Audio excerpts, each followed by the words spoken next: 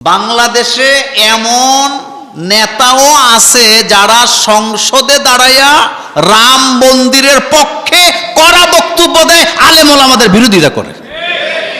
সেই পলাশবাড়িতে দেখা যাচ্ছে 81 ফুট রাম মন্দির হচ্ছে, কিন্তু আমি মনে করি ওই 100 না 300 ফুট মূর্তি বানাক, আমি মুসলমান, আমার কি আইলো। রাসূলুল্লাহর সুন্নতের ব্যাপারে কোনো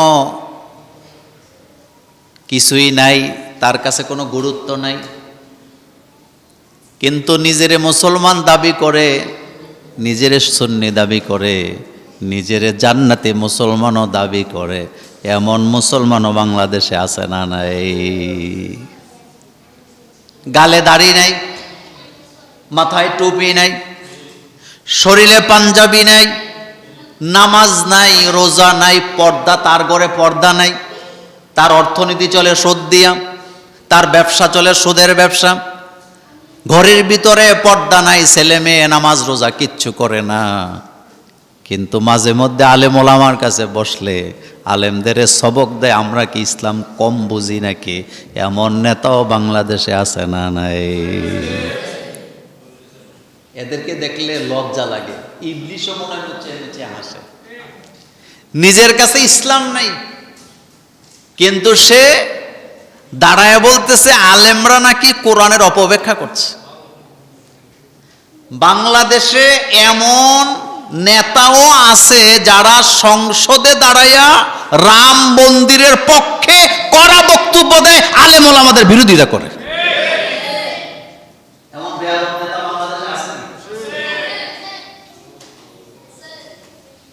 রাসূলুল্লাহর সাথে যারা বেয়াদবি করে, আল্লাহর নবীকে যারা খারাপ জানে, নবীর দাড়িকে টুপিকে যারা গালি দেয়, রাসূলুল্লাহর চরিত্র নিয়ে যারা বাজে কথা বলে, আল্লাহ রব্বুল আলামিন তাদেরকে কোরআনের ভাষায় তাদের চরিত্রের ব্যাপারে 12টা কথা বলেছেন, 12টা দোষের কথা। উতুল্লিম বাদা যালিকা জানিম বলা হয়েছে। নবীজির সুন্নাহকে যারা অবহেলা করে, নবীকে যারা গালি দেয়, তাদের ব্যাপারে আল্লাহ পাক বলছেন তাদের সবচেয়ে বড় খারাপ পরিচয় হলো তারা জারজ সন্তান, তাদের পিতৃ পরিচয়হীন, তাদের কোনো বাবার পরিচয় নেই। রাসূলুল্লাহকে একজন গালি দিলেন, আয়াত নাযিল হলো সূরাতুল কলমের। ওই লোক দৌড়াইয়া মায়ের কাছে গেছে, যায় বললেন, মা, মুহাম্মদ সাল্লাল্লাহু আলাইহি ওয়াসাল্লামের উপরে কোরআন নাযিল হয়েছে, তাকে যারা গালি দেয় তারা নাকি জারজ সন্তান। তা আমি তো মুহাম্মদ সাল্লাল্লাহু আলাইহি ওয়াসাল্লামকে গালি দিছি, মা সত্যি করে বলো তো আমি কি জারজ সন্তান নাকি? মা মাথাটা নিচের দিকে দিয়ে লজ্জা লজ্জা অবস্থায় বলতেছে, বাবা, মুহাম্মদ সাল্লাল্লাহু আলাইহি ওয়াসাল্লামের কাছে লাগতে যায়ও না, কারণ মুহাম্মদ সাল্লাল্লাহু আলাইহি ওয়াসাল্লামকে আমরা নবী মানি না ঠিক, কিন্তু সে যা বলে 100% সত্য কথাই বলে। আমার নবীকে যারা গালি দেয়, নবীর সুন্নতকে যারা অপছন্দ করে, তাদের ব্যাপারে আল্লাহ পাক বলছেন 12টা গালি আল্লাহ তাদেরকে দিয়েছে। 1 নম্বরে আল্লাহ পাক বলছেন মাজনুন, তারা হলো পাগল। 2 নাম্বার উম্মাদ। 3 নাম্বার তারা দুষ্ট প্রকৃতির লোক। 4 নাম্বার উতুল্লিম বাদা যালিকা জানিম, আল্লাহ পাক বলছেন তারা হলো জারজ সন্তান। 5 নাম্বার তারা হলো ভালো কাজে বাধা দানকারী। 6 নম্বরে আল্লাহ পাক বলছেন তারা সীমা লঙ্ঘনকারী। 7 নম্বরে আল্লাহ পাক বলছেন তারা পাপিষ্ট। 8 নম্বরে আল্লাহ পাক বলছেন তারা মিথ্যাবাদী। 9 নম্বরে আল্লাহ পাক বলছেন তারা চগলখোর। 10 নম্বরে আল্লাহ পাক বলছেন তারা রূঢ় চরিত্রের স্বভাবের মালিক। 11 নম্বরে আল্লাহ পাক বলছেন তারা কুখ্যাত। আর 12 নম্বরে বলছেন আল্লাহ বলছেন তারা হলো চরিত্রহীন। জোরে কর নাউযুবিল্লাহ।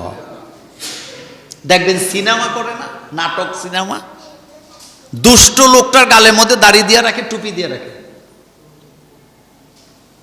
বাংলাদেশে যারা সিনেমার প্রযোজক হয় ম্যাক্সিমাম গুলো হলো ইসলাম বিদ্বেষী, যার কারণে দুষ্ট লোক বানাইতে হইলে গালের মধ্যে দাড়ি দেয়, টুপি দেয়, তারা প্রত্যেকটা জারজ সন্তান। এটা আল্লাহর কোরআনের ভাষা। আপনি দেখবেন সিনেমার মধ্যে চৌধুরী সাহেব সবচেয়ে খারাপ লোক, কিন্তু চৌধুরী সাহেবের মাথার মধ্যে টুপিও আছে, কিও আছে, দাড়ি, তার মানে সবাইকে শিখাইতেছে যারা খারাপ লোক তাদের গালের মধ্যে দাড়ি আর মাথার মধ্যে কি, চিন্তা করতে পারেন?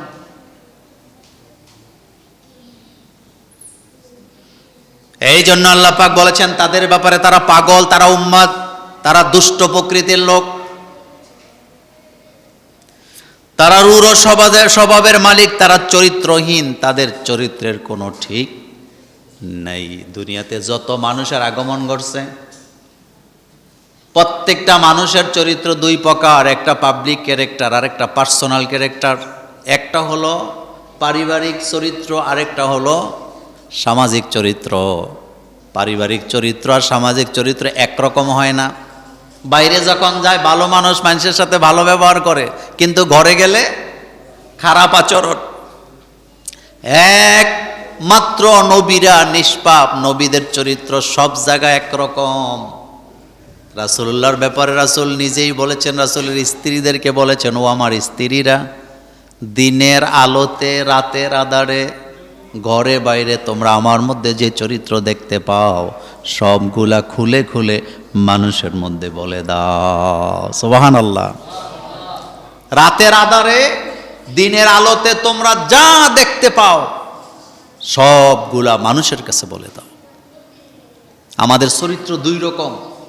সমাজে যখন যাই, মিছিলে, মিটিংয়ে, মেলে, দরবারে, মাহফিলে যখন যাই, চরিত্র খুব ভালো, ফেরেশতা টাইপের মানুষ, সুন্দর পাঞ্জাবি পরে আছি, কথা কত সুন্দর, কিন্তু ভিতরে আমার একটা চরিত্র আছে। এটা কে জানেন? এটা আল্লাহ জানেন। এই জন্য পৃথিবীর কোনো মুরিদ, আপনি যত মুরিদের খোঁজ খবর নিবেন, যত পীর আছে, বাইরের মানুষকে মুরিদ করাইতে পারে, কিন্তু ঘরের মানুষ তার কাছে মুরিদ হয় না। বিশেষ করে তার স্ত্রী তার কাছে মুরিদ হয় না, কারণ বউ জানে তার চরিত্রটা কেমন, সে কিভাবে ভেটকি দেয়, কিভাবে লাফ মারে, কিভাবে চিল্লানি দেয়, এটা স্ত্রীর কাছে খবর আছে নাকি নাই? খবর আছে। আমার কলেজার ভাইয়েরা, রাসূলুল্লাহ সাল্লাল্লাহু আলাইহি ওয়াসাল্লামের প্রত্যেকটা মেয়েকে মর্যাদা দিতে হবে, একজনকে দিলে হবে না। সবাই জান্নাতি। রাসূলুল্লাহর প্রত্যেক নাতি নাতনিকে মর্যাদা দিতে হবে, তারা সবাই জান্নাতি। রাসূলুল্লাহর আহলে বাইতের লোক, তারা রাসূলুল্লাহর ঘরের লোক। আম্মা জান আয়েশা সিদ্দিকা রাদিয়াল্লাহু তাআলা আনহা থেকে শুরু করে যত স্ত্রীরা রাসূলের আছেন সবাই জান্নাতি। জোরে কোন সুবহানাল্লাহ। সবার মর্যাদা আল্লাহর কাছে। কিন্তু মা আয়েশার ব্যাপারে হাদিসে আসছে, মা আয়েশার মর্যাদা আল্লাহ রাব্বুল আলামিন 9টা কারণে বাড়াইছে। জোরে বলেন কয়টা? 9টা কারণ। আম্মা জান আয়েশা সিদ্দিকার মর্যাদা 9টা কারণে বেশি। 1 নাম্বার কারণ হলো মা আয়েশা রাদিয়াল্লাহু তাআলা আনহার বিয়ার প্রস্তাব আল্লাহ রাব্বুল আলামিন জিবরাইলকে দিয়া সরাসরি দিছে। মা আয়েশার বিয়ার ঘটক হলো জিবরাইল আমিন। সুবহানাল্লাহ। বাইজে কই, আমাদের দেশে যারা ঘটকালি করেন, ঘটকালি করা কিন্তু ভালো কাজ, কিন্তু মাঝে মধ্যে কিছু মিছা কথা আসেনি? কথা কন না কেন? ফতুয়াই তো দেয়, কয় মিছা কথা না কইলে বিয়ে হয় না। মা আয়েশার মর্যাদা আল্লাহর কাছে 9টা কারণে বেশি। 1 নাম্বার, মা আয়েশার বিয়ের প্রস্তাব দিছে জিবরাইল আমিন। 2 নাম্বার, রাসূলুল্লাহর স্ত্রীদের মধ্যে একমাত্র কুমারী স্ত্রী ছিলেন মা আয়েশা। 3 নাম্বার, রাসূলুল্লাহর ইন্তেকালের সময় রাসূলের মাথাটা মা আয়েশার কোলে ছিল। জোরে কোন সুবহানাল্লাহ। 4 নম্বরে মা আয়েশা বলেন, আমার কপাল কত ভালো, রাসূলুল্লাহর রওজা আমার রুমের ভিতরেই হয়েছে। রাসূলের রওজাটা মূলত আয়েশা রাদিয়াল্লাহু আনহার কামরা ছিল এটা। 5 নাম্বার, মা আয়েশা বলেন, আমি যেই ঘরে বাস করি সেই ঘরটাকে সব সময় ফেরেশতারা বেষ্টনী দিয়া রাখে। 6 নাম্বার, রাসূলুল্লাহ সাল্লাল্লাহু আলাইহি ওয়াসাল্লামের সাথে আমি এক কম্বলের নিচে ছিলাম, এই অবস্থাতেও রাসূলের উপরে কোরআন নাযিল হয়েছে। আমি রাসূলুল্লাহর কম্বলের নিচে শোয়া, রাসূল আমার সাথে শোয়া, এই অবস্থাতেও রাসূলের উপরে কোরআনের আয়াত নাযিল হয়েছে। মা আয়েশার মর্যাদার 7 নাম্বার কারণ হলো আমি রাসূলুল্লাহ সাল্লাল্লাহু আলাইহি সাল্লামের বন্ধু অথবা রাসূলুল্লাহর খলিফার মেয়ে, হযরত আবু বকরের মেয়ে। 8 নাম্বার, আমি আয়েশার চরিত্রের সার্টিফিকেট আকাশ থেকে এসেছে কোরআন দ্বারা। জোরে কোন সুবহানাল্লাহ। আমাদের দেশে যারা চরিত্রের সার্টিফিকেট দেয়, নিজের চরিত্রের ঠিক নাই। আমাদের দেশে পাসপোর্ট করবেন, জন্ম নিবন্ধন করবেন, বিদেশে যাবেন, কোনো কাজকর্ম করবেন, জাতীয় চারিত্রিক সার্টিফিকেট একটা লাগে, চরিত্রের সার্টিফিকেট দেয় চেয়ারম্যানেরা। কিন্তু আফসোস লাগে যে এই চেয়ারম্যান সাহেব চরিত্রের সার্টিফিকেট দেয়, তার নিজের চরিত্রের কথা তো আসতে কইলেন কেন? নিজের চরিত্রের। তিতাস এলাকায় এক চেয়ারম্যানের বাড়িতে গেছি আমি সকালে ফজরের পরে, আমার ইউনিয়নের চেয়ারম্যান। তা আমি সকাল সকাল ফজর পরে চলে গেছি। যাওয়ার পরে ওই বাড়িতে যাওয়ার পর আমাকে একজন বলল, হুজুর এত সকালে আইছেন, চেয়ারম্যান তো এত সকালে ঘুমের থেকে উঠে না। তা আমি বললাম উঠে কয়টা? কয় 12টা 1টার আগে পাবেন না। আমি বললাম কেন, ঘুমাইছে কয়টা? কয় হুজুর ঘুমাইছে তো ফজরের আগে। তো সে হাসি দিয়ে বলতেছে, হুজুর মনে কিছু নিয়েন না, বোতল খাইয়া ঘুমাইছে তো উঠতে একটু দেরি হবে। তার পরিবারের লোক আমাকে বলতেছে, যেই লোকটার কথা আমি বলতেছি লোকটা মারা গেছে, মানে মদ খাইতে খাইতে, গাঁজা খাইতে খাইতে লিভার ক্যান্সারে লোকটা মারা গেছে। আমার এলাকার কথা বললাম, আমার এলাকার। তো এই লোকটা চরিত্রের সার্টিফিকেট দিচ্ছে আলেম ওলামাদের, ভালো মানুষের, নামাজীদের। তা আমাদের কপাল কি ভালো না খারাপ?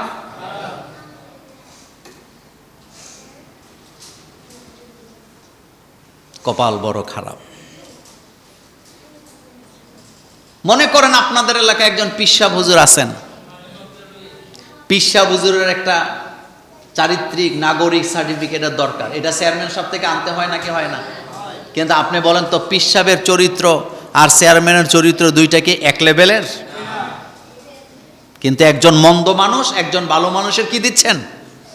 সার্টিফিকেট দিচ্ছে। এই হলো আমাদের কপাল। এটাই আমাদের দেশ চলছে, এভাবেই চলছে। আশুরার দিনে অনেক এলাকার লোকেরা তাজিয়া মিছিল করেন। তাজিয়া মিছিলটা হলো একটা ট্রাকের উপরে বা একটা ভ্যান গাড়ির উপরে একটা কবরের মতো বানাইয়া এটা ঠেলে নিয়ে যায়, তারা মিছিল করে আর মাতন করে। মাতন মানে বুকের মধ্যে হাত দিয়ে থাপ্পড় দেয়, তারপরে আপনার ছুরি দিয়ে অনেকে কাটে, রক্তাক্ত করে শরীর, রক্ত বের করে। আর তাদের স্লোগানটা হলো হায় হোসাইন, হায় হোসাইন। এই কাজগুলো মূলত শিরকি কাজ, এগুলোর সাথে ইসলামের কোনো সম্পর্ক নাই। যেমন ইসলামে কেউ মারা গেলে বিলাপ করা জায়েজ নেই। 2 নাম্বার, মাতন করা ইসলামে জায়েজ নেই, এটা শিরক। কারণ মাতন করার অর্থ দাঁড়ায় আপনি আল্লাহ সিদ্ধান্তের উপরে খুশি হতে পারেন নাই। যেমন ইমাম হোসাইন রাদিয়াল্লাহু তাআলা আনহু, তিনি যে শহীদ হইলেন, এই সিদ্ধান্তটা কার বলেন তো? আল্লাহর। কোনো সন্দেহ আছে? তা আল্লাহ চায় ইমাম হোসেন শহীদ হোক, আর আপনি এখন 1400 বছর পরে আইসা নিজের শরীর থেকে রক্ত জড়াইতেছেন, আপনি মাতন করতেছেন, আপনি চিল্লা বিল্লা করতেছেন, তার মানে আল্লাহর সিদ্ধান্তের উপরে আপনি কি নারাজ। দ্বিতীয় কথা হলো, যারা শহীদ হন তারা কি জীবিত না মৃত? তারা জীবিত, এটা কোরআনের কথা। আল্লাহ রাব্বুল আলামিন বলছেন, ওয়ালা তাকুলু লিমান ইউকতালু ফি সাবিলিল্লাহি আমওয়াত বাল আহইয়াউ ওয়ালাকিন লা তাশউরুন। আল্লাহ রাব্বুল আলামিন বলছেন, যারা আমার পথে নিহত হয়, ওয়ালা তাকুলু লিমান ইউকতালু ফি সাবিলিল্লাহি আমওয়াত, যারা আল্লাহর পথে মারা গেছে, খবরদার তোমরা তাদেরকে মৃত বলো না। বাল আহিয়া, ও বরং তারা জীবিত, ওয়ালাকিন লা তাশউরুন, কিন্তু তোমরা সেটা টের পাও না। সুবহানাল্লাহ কোন। কথাটা কার?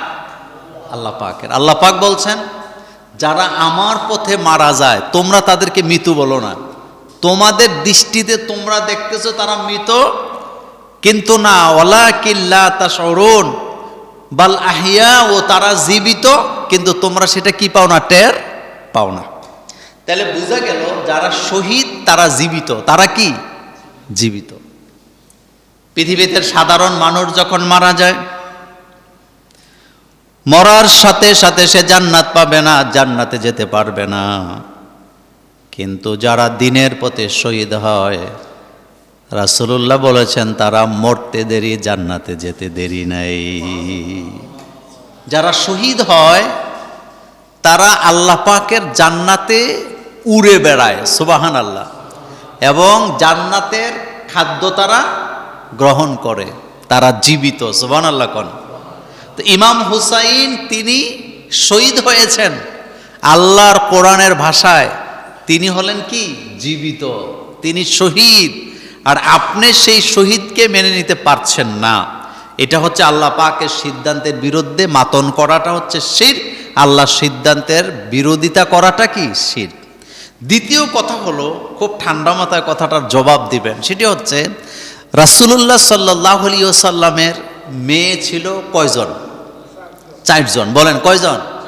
4 জন। কিন্তু আমাদের দেশে একজনরে নিয়ে লাফালাফি, অথচ রাসূল সাল্লাল্লাহু আলাইহি ওয়াসাল্লামের মেয়েরা সবাই জান্নাতি। বুখারীর হাদিসে রাসূল সাল্লাল্লাহু আলাইহি ওয়াসাল্লাম বলেছেন, যারা আমার পরিবারকে নিয়ে কটু কথা বলে অথবা আমার পরিবারকে যারা সম্মান করে কথা বলে না, অথবা আমার পরিবারের আহলে বায়াতের কাউকে কে অসম্মান করে, আমি হাসরের মাঠে তাদের বিরুদ্ধে আল্লাহর আদালতে মামলা দায়ের করব। এক শ্রেণীর লোকেরা শুধু হযরতে ফাতেমা রাদিয়াল্লাহু তাআলা আনহার নাম জানে এবং তারা মনে করে নবীর মেয়ে বলতেই কাকে বোঝায়? ফাতেমাকে বোঝায়। অথচ রাসূল সাল্লাল্লাহু আলাইহি ওয়াসাল্লামের আরো কয়জন মেয়ে আছে? 3 জন, সব মিলাইয়া 4 জন। আরো মজার ব্যাপার হলো, অনেকে মনে করে হযরতে ফাতেমা রাদিয়াল্লাহু তাআলা আনহা গরীব ছিলেন। উম্মে কুলসুম রাদিয়াল্লাহু তাআলা আনহা, ওসমান রাদিয়াল্লাহু তাআলা আনহু তিনি ধনী ছিলেন, যার কারণে ফাতেমাকে নাকি তারা পছন্দ করত না। অথচ হযরত ওসমান রাদিয়াল্লাহু তাআলা আনহুকে জিন নুরাইন বলা হয়। জুমার প্রত্যেক খুতবার দ্বিতীয় খুতবায় আপনারা দেখবেন ওসমান রাদিয়াল্লাহু তাআলা আনহুর নাম নিলে বলা হয় জিন নুরাইন। জিন নুরাইনের বাংলা অর্থ হলো 2টা নূরের মালিক। কয়টা নূরের মালিক? তো কেন বলে? হযরত ওসমান রাদিয়াল্লাহু তাআলা আনহুর কাছে রাসূলুল্লাহ যখন প্রথম মেয়ে বিয়ে দিলেন, সেই মেয়েটি যখন ইন্তেকাল করলেন, আল্লাহর নবী ওসমানকে এত বেশি ভালোবাসতেন, আরেকটা মেয়ে ওসমানের কাছে বিয়ে দিলেন। বিয়ে দেওয়ার পরে রাসূলুল্লাহ নিজেই ঘোষণা দিলেন, আমার ওই মেয়েটাও যদি ইন্তেকাল করে, আমি ওসমানকে এত বেশি ভালোবাসি, আমার ওই মেয়েটাও যদি ইন্তেকাল করে, আমার যদি আরো একটা মেয়ে থাকতো, আমি সেই মেয়েটাও ওসমানের কাছে বিয়ে দিয়ে দিতাম। ওসমান রাদিয়াল্লাহু তাআলা আনহু তার সঞ্চিত ধনরাশি রাসূলুল্লাহর হাতে উঠাইয়া দিছে ইসলামের জন্য। আর রাসূলুল্লাহর 2টা মেয়ে ওসমানের কাছে রাসূল বিয়ে দিছে। কয়টা মেয়ে বিয়ে দিছেন? 2টা, সোজা কথা নয়। তো কতটা ভালোবাসলে রাসূলুল্লাহ 2 মেয়ে একজনের কাছে বিয়ে দেয়। আরো বলতেছেন, আমার যদি আরেকটা মেয়ে থাকতো আমি ওইটাকেও ওসমানের কাছে বিয়ে দিয়ে দিতাম। এজন্য ওসমান রাদিয়াল্লাহু তাআলা আনহুকে বলা হয় জিন নুরাইন, অর্থাৎ রাসূলুল্লাহর 2টা মেয়েকে সে বিয়ে করার কারণে সে 2টা নূরের মালিকানা হয়েছে। সুবহানাল্লাহ। এরপরে কথা হলো, রাসূলুল্লাহ সাল্লাল্লাহু আলাইহি ওয়াসাল্লামের নাতি শুধু কি ইমাম হাসান হোসেন না আরো আছে? আরো আছে। কিন্তু যারা শিয়া তারা দেখবেন হযরতে আলী রাদিয়াল্লাহু তাআলা আনহুর ব্যাপারে সিরিয়াস, হাসান হোসেনের ব্যাপারে সিরিয়াস, ফাতেমা রাদিয়াল্লাহু আনহার ব্যাপারে কি সিরিয়াস, আর বাকিদের কোনো খোঁজখবর তাদের কাছে নাই। অথচ আমরা উম্মত হিসাবে আমাদের দাবি হলো রাসূলুল্লাহ সাল্লাল্লাহু আলাইহি ওয়াসাল্লামের প্রত্যেকটা মেয়ে, প্রত্যেকটা নাতি আমাদের কাছে মর্যাদাশীল, তারা জান্নাতি আহলে বাইতের লোক, তাদের সাথে বেয়াদবি করা যায় না, তাদের সাথে বেয়াদবি করা যায় না। এই জন্য কথা বলছিলাম, ইমাম হুসাইন রাদিয়াল্লাহু তাআলা আনহু যে শহীদ হলেন, হযরত ইমাম হুসাইন রাদিয়াল্লাহু তাআলা আনহুকে, হাসাইনকে রাসূলুল্লাহ সাল্লাল্লাহু আলাইহি ওয়াসাল্লাম অনেক ভালোবাসতেন। কিন্তু রাসূলুল্লাহর একজন নাতনি ছিল, সে তাকেও রাসূল ভালোবাসতেন। নবীজি তো ভালোবাসার সাগর, তিনি তো সবাইকে ভালোবাসেন। হযরতে ফাতেমা রাদিয়াল্লাহু তাআলা আনহার ব্যাপারে রাসূলুল্লাহ বলেছেন, ফাতেমা হলো আমি মুহাম্মদ সাল্লাল্লাহু আলাইহি ওয়াসাল্লামের একটা শরীরের অংশ, যারা ফাতেমাকে কষ্ট দেয় তারা যেন আমি রাসূলুল্লাহকে কষ্ট দেয়। স্বামী স্ত্রীর মধ্যে ঝামেলা হয় না এরকম নাই, হবে। হযরতে আলী রাদিয়াল্লাহু তাআলা আনহু এবং ফাতেমা রাদিয়াল্লাহু তাআলা আনহার মধ্যেও কি ঝামেলা হইতো, মনোমালিন্য হইতো। এমনকি বিশ্ব নবী মুহাম্মদ সাল্লাল্লাহু আলাইহি ওয়াসাল্লামের সাথেও তার স্ত্রীদের মনোমালিন্য হইতো। কিন্তু এই কথাগুলো বলার আমরা বলতে চাই না। কেন চাই না? ডরে কয় না, মানুষে কি মনে করবে। হযরতে আয়েশা রাদিয়াল্লাহু তাআলা আনহা রাসূলুল্লাহ সাল্লাল্লাহু আলাইহি ওয়াসাল্লামের সামনে পেয়ালা আছাড় মেরে ভেঙে ফেলছে। এক আছাড়ে পেয়ালা গুঁড়া গুঁড়া হয়ে গেছে। রাসূল সাল্লাল্লাহু আলাইহি ওয়াসাল্লাম মুস্কি হাসি দিলেন আর পেয়ালার টুকরাগুলা উঠাচ্ছেন, কিন্তু স্ত্রীরে কিছু বলে নাই। মনোমালিন্য হয়েছে। একই স্বামীর ঘরে একাধিক স্ত্রী থাকলে তাদের সম্পর্ককে বলা হয় সতীন। কি বলা হয়? আর সতীনের সম্পর্কটা সবসময় সুখের হয় না। আম্মাজান আয়েশা রাদিয়াল্লাহু তাআলা আনহা এবং আম্মাজান সাফিয়া রাদিয়াল্লাহু তাআলা আনহার মধ্যে মনোমালিন্য হইতো, কিন্তু তাদের মনোমালিন্যটা বেশিক্ষণ স্থায়ী হতো না। এটা মিঠাই দিতেন মুহাম্মাদুর রাসূলুল্লাহ সাল্লাল্লাহু আলাইহি ওয়াসাল্লাম। কিন্তু আমরা মিঠাই না, আমরা এটাকে জিয়া রাখি। পরিবারে কোনো ঝগড়া হলে এটা দীর্ঘস্থায়ী করা রাসূল সাল্লাল্লাহু আলাইহি ওয়াসাল্লাম এটা পছন্দ করতেন। এই জন্য স্বামী স্ত্রীর মধ্যে যদি কোনো কারণে ঝগড়া হয়, মনোমালিন্য হয়, এটাকে চার দেয়ালের বাইরে বাইর করা উচিত না। কিন্তু আমরা এটা করি। স্বামী স্ত্রী ঝগড়া লাগছে, এমন জোরে গালাগালি, বকাবকি, মারামারি কইরা ঘর থেকে বাইরে হয়ে যায়। পাড়া প্রতিবেশী এটা কি জানে, কিন্তু এটা উচিত না। কেন উচিত নয়? কারণ এগুলি যারা করে আপনি দেখবেন আপনার আত্মীয় স্বজন একটা পর্যায়ে আর আপনাকে কি করবে না, সম্মান দিবে না। এবং আপনি যখন কোনো ঝামেলার ব্যাপারে তাদের সাথে শেয়ার করবেন, তারা আপনাকে পাত্তা দিবে না। তারা বলবে তোমরা তো সবসময় এগুলো কি। তো যাই হোক, রাসূলুল্লাহ সাল্লাল্লাহু আলাইহি ওয়াসাল্লামের পরিবারের মর্যাদা আল্লাহর কাছে অনেক বেশি। তারা সবাই জান্নাতি। সুবহানাল্লাহ কোন। তারা সবাই কি জান্নাতি।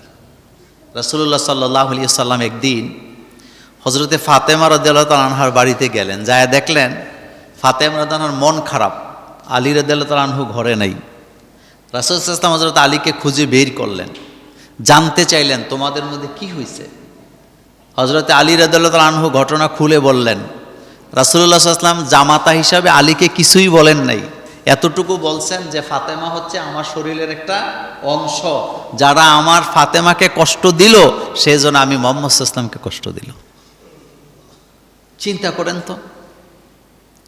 আবার রাসূলুল্লাহ সাল্লাল্লাহু আলাইহি ওয়াসাল্লামের সাথে তার জামাতাদের সম্পর্কটা কেমন ছিল একটু খেয়াল করেন। একদিন হযরতে আলী রাদিয়াল্লাহু তাআলা আনহু, ওসমান, আবু বকর এবং রাসূলুল্লাহ সাল্লাল্লাহু আলাইহি ওয়াসাল্লাম একসাথে খেজুর খাচ্ছেন। তো আমরা যখন খেজুর খাই তখন স্বাভাবিক পর্যায়ে বিচিগুলো আমরা ফেলে দেই। তো সবাই খাচ্ছেন, কিন্তু বিচিগুলো সবাই হযরতে আলী রাদিয়াল্লাহু তাআলা আনহুর সামনে রাখতেছে, যার কারণে অন্যদের সামনে কোনো বিচি নাই, কিন্তু খেজুর কিন্তু সবাই খাইছে। রাসূল সাল্লাল্লাহু আলাইহি ওয়াসাল্লাম মুস্কি হাসি দিয়ে বললেন, তোমরা তাকায়া দেখো আমার জামাতা আলী কত খানা খাইছে, বিচি দেখলেই টের পাবা যে কি পরিমাণ খাইছে। আপনার শ্বশুর যদি আপনার এই কথা বলে যে জামাই কি পরিমাণ খাইছে, আপনি থাকবেন না, রাগ কইরা চলে আসবেন, কইবেন আমার শ্বশুর আমারে খানার কোটা দেয়। কিন্তু হযরতে আলী রাদিয়াল্লাহু তাআলা আনহু এই কথা শোনার পরে মুস্কি হাসি দিলেন। মুস্কি হাসি দিয়া তিনি বলতেছেন, ও সাহাবারা দেখো, আমি রাসূলুল্লাহর জামাতা, আমি তো খেজুর খাইছি অনেক, সেটা ঠিক, তবে আমি শুধু খেজুরের গোস্ত খাইছি, কিন্তু বিচি খাই নাই। বিচিগুলো আমি রেখে দিছি, কিন্তু আমার শ্বশুরের দিকে তাকায়া দেখো, আমার শ্বশুরের সামনে কোনো বিচি নাই, তার মানে বিচি শুদ্ধা খাইছে। এটা হলো শ্বশুরের জামার মধ্যে ভালোবাসার একটা কি বহিঃপ্রকাশ। আপনি দেখেন তো সম্পর্কটা কত মধুর হইলে এই রকমের করা যায়। তো এটা কি রাগারাগির পর্যায়ে পড়ছে না ভালোবাসার পর্যায়ে পড়ছে? ভালোবাসার পর্যায়ে পড়ছে। আমাদের বাংলাদেশে অধিকাংশ মানুষেরা রাসূল সাল্লাল্লাহু আলাইহি ওয়াসাল্লামের পরিবারের ব্যাপারে শিয়াদের আকীদা পোষণ করে। রাসূল সাল্লাল্লাহু আলাইহি ওয়াসাল্লামের জামাতা হলো 4 জন, বলেন কয়জন? কিন্তু আপনি দেখেন এই আলী ছাড়া আর কারোরে তারা চেনে না। রাসূল সাল্লাল্লাহু আলাইহি ওয়াসাল্লামের মেয়ে হলো 4 জন, কিন্তু তারা ফাতেমাকে ছাড়া কাউকে চিনে না। রাসূল সাল্লাল্লাহু আলাইহি ওয়াসাল্লামের নাতি ছিলেন 5 জন বা 7 জন, কিন্তু একজনের নাম জানে আর বাকিদের খবর তাদের কাছে নাই। অথচ সবাই রাসূলুল্লাহর পরিবারের লোক এবং সবার মর্যাদা কার কাছে? আল্লাহর কাছে। তারা সবাই জান্নাতি। তো আজকে আমরা জানবো আশুরার দিনে আমাদের দেশে যে বেদাতগুলি হয় সেই জিনিসগুলো কি, একটু আসেন আমরা দেখি। প্রথমে দেখবো আশুরার দিনে বেদাতগুলি কি কি। 1 নাম্বার, তাজিয়া মিছিল করা। এটা বেদাত, এটা শিরক। কারণ ইসলামে এই ধরনের কবর বানাইয়া তাজিয়া মিছিল করার কোনো হুকুম শরীয়তে নাই। 2 নাম্বার, আশুরার দিনে সুরমা টুরমা লাগাইয়া সাজগোজ কইরা বাইর হয়। 3 নাম্বার, আশুরার দিনকে অনেকে তাদের শিয়ারা ঈদের মতো পালন করে। কিসের মতো পালন করে? ঈদের মতো। 4 নাম্বার, আশুরার দিনে তারা পানি পান করে না। কয় ইমাম হোসাইন পানি না খাইয়া শহীদ হয়েছে, আমরাও পানি পান করব না। এই যে একটা কুসংস্কার এদের মধ্যে কাজ করে। এরপরে 5 নাম্বার, আশুরার দিনে মাতম করা। মাতন মানে হলো বিলাপ করা বা বুকের মধ্যে কি করা, এমনি থাপড়ানো, যে হায় রে মরে গেছি গারে। বাচ্চা যদি কারো মারা যায়, বিলাপ করা এটা নিষেধ। বাচ্চা মারা গেলে কান্না আসবে, কষ্ট লাগবে, স্বাভাবিক, পাগল হয়ে যাওয়ার মতো মা বাপ। কারণ প্রত্যেক মা বাপ তার সন্তানকে কি করে, ভালোবাসে, এটাই স্বাভাবিক কথা। কিন্তু মরে গেছে বিলাপ আলাপ শুরু করে দেওয়া, এটা ইসলামে কি নাই, জায়েজ নাই। রাসূলুল্লাহ সাল্লাল্লাহু আলাইহি সাল্লামের ছেলে যখন মারা গেল, রাসূল সাল্লাল্লাহু আলাইহি সাল্লাম কান্না করতেছেন। সাহাবায়ে কেরাম বললেন, রাসূল আপনি তো নিষেধ করেছেন যে সন্তান মারা গেলে যেন কেউ না কাঁদে, আপনি তো কান্না করতেছেন। রাসূল বলেন, আমি যেটা করছি এটা রহমত, আমার কান্নার মধ্যে কোনো আওয়াজ নাই। কিন্তু বাচ্চা মারা গেলে অনেকে অনেক আওয়াজ করে, বিলাপ করে, মাটিতে গড়াগড়িও করে, এটা ইসলামে কি নাই, জায়েজ নেই। এরপরে আশুরার দিনে তেল মালিশ করা, মেহেদি লাগানো, এরপরে খানা দানার খুব ধুমধাম আয়োজন, খিচুড়ির আয়োজন করা, নতুন কাপড় পরিধান করা, হায় হোসাইন হায় হোসাইন করে মাতন করা, শরীর থেকে রক্ত জড়ানো, এই সবগুলা কাজ হলো বেদাত, এই সবগুলা কাজ হলো শিরিক। এই কাজগুলোর সাথে আমাদের কোনো সম্পর্ক নেই। আশুরার দিনে গুরুত্বপূর্ণ আমল হলো রোজা রাখা। বলেন তো কি রাখা? রোজা। 2টা রোজা। বলেন কয়টা? 2টা রোজা রাখা। 9 তারিখ 10 তারিখ অথবা 10 তারিখ 11 তারিখে। রাসূলুল্লাহ সাল্লাল্লাহু আলাইহি সাল্লাম বলেছেন, রমজানের রোজার পরে আশুরার রোজার মর্যাদা আল্লাহর কাছে এত বেশি, আমি আল্লাহর কাছে আশা করি যারা আশুরার রোজা রাখেন তাদের আগের এবং পরের 1 বছরের গুনাহ আল্লাহ পাক মাফ করে দিবে। সোজা কথা না, এটা গুরুত্বপূর্ণ একটি রোজা। তো যারা রাখছেন আজকে এবং আগামী দিন রাখবেন ইনশাআল্লাহ। এখন আসেন রাসূলুল্লাহ সাল্লাল্লাহু আলাইহি সাল্লামের ব্যাপারে শিয়াদের আকীদা বড় মারাত্মক। শিয়ারা তাদের আকীদা হলো যে হযরতে জিবরাইল আমিন ওহী নিয়ে আলী রাদিয়াল্লাহু তাআলা আনহুর কাছে আসছিলেন, কিন্তু ভুল করে রাসূলুল্লাহকে ওহীটা দিয়ে দিছে। নাউজুবিল্লাহ পড়েন। এই ধরনের আকীদা হলো শিয়াদের আকীদা। বলেন কাদের আকীদা? শিয়াদের আকীদা। অথচ রাসূলুল্লাহ সাল্লাল্লাহু আলাইহি সাল্লাম তিনি যে নবী, তিনি যে শেষ নবী, এটা আলমে আরোহা নয়। শুধু হযরতে আদম আলাইহিস সালাম যখন মাটি এবং কাদায় ছিল সেই অবস্থাতেই রাসূলুল্লাহকে নবী বলে ঘোষণা দেওয়া হয়েছে। পৃথিবীতে আপনি যদি কারোর সাথে বেয়াদবি করেন, এটা বেয়াদবির পর্যায়ে থাকবে, আপনি ক্ষমা চাইলে মাপ পাবেন। যেমন আপনি বাপের সাথে বেয়াদবি করলেন, ক্ষমা চাইলে আপনি মাপ পাবেন। আপনি মায়ের সাথে বেয়াদবি করছেন, মাপ চাইলে মাপ পাবেন।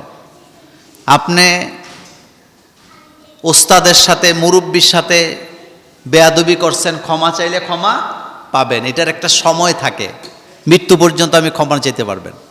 যেমন কথার কথা, আপনি আপনার চাচার সাথে বেয়াদবি করছেন, আপনি ওস্তাদের সাথে বেয়াদবি করছেন, তারা যতক্ষণ জীবিত আছে আপনি ইচ্ছা করলে তাদের পাশে যেয়ে ক্ষমা চাইতে পারবেন। এটা আজকেও চাইতে পারবেন, 10 বছর পরেও চাইতে পারবেন। কিন্তু একটা জায়গায় বেয়াদবি আল্লাহ পছন্দ করে না, সেটাও রাসূলুল্লাহর সাথে কোনো বেয়াদবি করা যায় না। দুনিয়াতে কারোর সাথে যদি আপনি বেয়াদবি করেন, এটা বেয়াদবির পর্যায়ে থাকবে। যে কোনো সময় আপনি যদি ক্ষমা চান, ক্ষমা চাইলে ক্ষমাও পেয়ে যাবেন। কিন্তু একজনের সাথে বেয়াদবি করা যায় না, সেটা হলো মুহাম্মাদুর রাসূলুল্লাহ সাল্লাল্লাহু আলাইহি ওয়াসাল্লাম। আল্লাহ রাসূলের সাথে যারা বেয়াদবি করে, এটা বেয়াদবির পর্যায়ে থাকে না, ক্ষমা চাওয়ার সুযোগও থাকে না। আনতাহবাতা আমালুকুম, আল্লাহ পাক বলেন রাসূলুল্লাহর সাথে বেয়াদবি করলে আমি সাথে সাথে তোমাদের আমলনামা বরবাদ করে দেব। রাসূলের সাথে বেয়াদবি করলে সাথে সাথে অতীতের আমল বরবাদ। এই বরবাদটা করবেন কে? আনতাহবাতা আমালুকুম, আল্লাহ পাক বলছে আমি তোর সমস্ত আমল বরবাদ করে ছেড়ে দেব। সেই রাসূলের সাথে অহরহ বেয়াদবি করা হয়, রাসূলের সুন্নাহর ব্যাপারে উদাসীন,